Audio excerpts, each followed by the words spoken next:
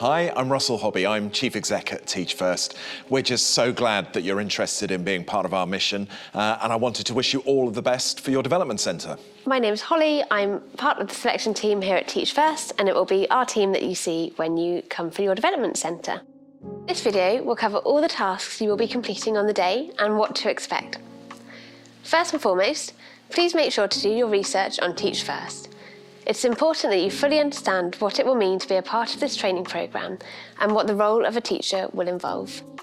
When completing your development centre, you will be required to use our virtual platform, TopScore.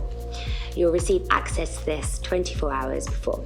On TopScore, you have access to your schedule and sessions for the day. Please go onto your portal and check your development centre guidance to find the TopScore demo. Here you can test your video and audio and can also practice screen sharing and other functionalities the software has to offer. This is a one-to-one interview, so just you and one assessor. Remember, eye contact and body language is key. This is important for both in-person and virtual development centres. Our interview is largely competency-based, for example, telling us about specific situations you've been in which have demonstrated these competencies. The clue to the competency asked is embedded within the question, so don't be afraid to ask the interviewer to repeat if needed, and your examples can come from a range of backgrounds, so work, academic, voluntary, it really doesn't matter as long as it's your strongest example of that competency. Please listen carefully and really focus on what the question is asking to make sure that you're covering all the required aspects of the question asked. I'd recommend using the CAR method, which to recap is context, action and result. You then know you've given well-rounded answers. Remember, your application has not been seen by the assessors, so do feel free to reuse any examples of the competencies from your online application form. Obviously, they were great examples and that's why you've made it through. And this time, you're not going to be cut off after speaking 250 words, so you can elaborate on them. You can have notes in front of you. Obviously, don't read off them like a script, but they can be really useful prompts. If you haven't saved your application answers on your computer, you can access these again by logging into your portal. The interviewer will be making notes, but they are still listening. They won't give anything away, but they're friendly and approachable people who really want to give you the best opportunity to showcase your skills, and we know that you're more relaxed if we are. These are some of the key factors to consider when going into the group task. Hopefully this will provide you with a few areas to reflect on. Working cohesively in a school team is so important. With this in mind, being able to interact and build relationships with others is key. Ask yourself the following. Am I being inclusive to everyone in my group? Am I clear and detailed when sharing ideas? Which competencies are the most important with this task? What behaviours should I be mindful of? The assessors can see your body language and will be listening carefully to your contributions. After your group task, you will need to evaluate your performance. Your evaluation will be just one-to-one with one of the assessors who were present during the task, and you will be prompted by the questions. We encourage you to make notes to take along with you. The best tip we can give you is to be honest. Think about what went well, and I'm sure there'll be lots of positives, and think about if there's anything you'd improve on. Remember, self-evaluation is such an integral part of being a teacher, and it's one of our competencies. You will self-evaluate during and after each lesson and role, and we want to know you can evaluate accurately and effectively. So the general feeling towards this seems to be that this is a part of the day most people are nervous the most about, but actually it's a part of the day they end up enjoying the most. So please prepare for one topic only. If you're completing the teaching episode in person, you'll have 1 minute to set up your episode before you start. So please be sure to use this time wisely to get prepared to deliver your teaching episode. You will need to time yourself in the teaching episode, so have a phone or stopwatch handy and a pen and paper for notes.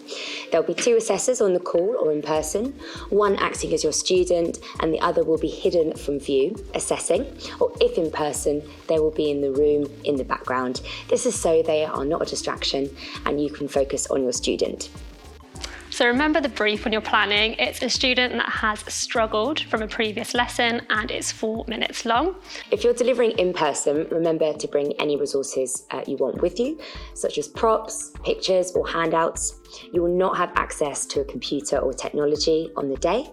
So if you've prepared a PowerPoint, for example, remember to bring your laptop with you. Try not to overcomplicate it. Keep it nice and simple. This is your opportunity to showcase your delivery style, so make it count. It's not a demonstration of all of your subject knowledge.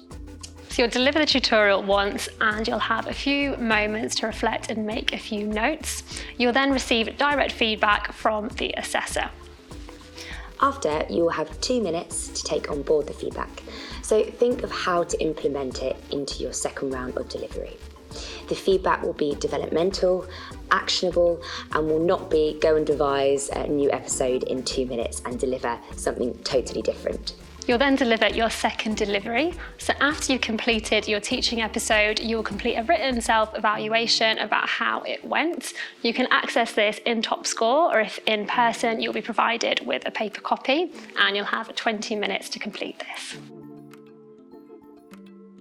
Think about pitch. Which key stage are you aiming at? It is important to consider the age group you are planning for and their likely interests. So it's a teaching episode, it's not a lecture.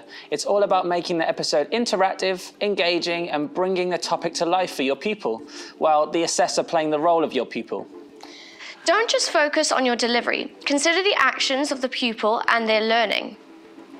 A strong use of questioning which probes understanding and teases out misconceptions.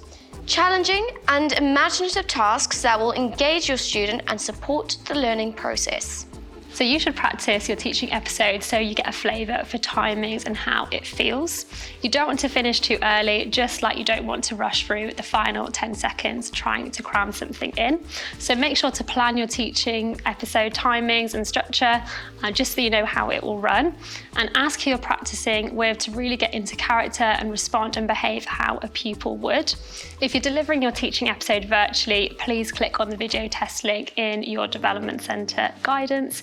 This way you can practice sharing your screen and you can also press picture in picture and see what can be seen in the video view.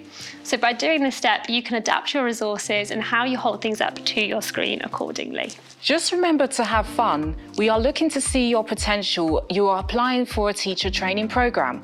We are not expecting you to know it all or looking for the finished article. Show us your potential and we'll teach you the rest.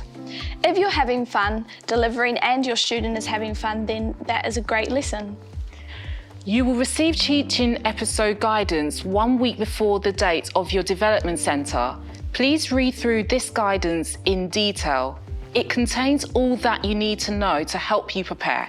To access this guidance, go into your portal and to the Development Centre tab. There it should be an option of DC study material for you to view. You will be directed here via email 7 days before your Development Centre. If you have any issues accessing your guidance, please contact your recruitment officer. You'll also have an individual call with your recruiter, which will give you the chance to ask any specific questions about this part of the day. Have the competencies at the forefront of your mind. We are assessing you throughout the day. Show a real passion for Teach First. We want to understand why this program is right for you. Make sure you do your research about Teach First and our vision. Most importantly, we want you to be yourself. Our assessors are trained to identify talent and potential. We want to meet the real you and understand what you uniquely bring. So try not overthink your actions and be yourself. We hope that this video has been useful. Best of luck with your Development Centre. Good luck with your Development Centre.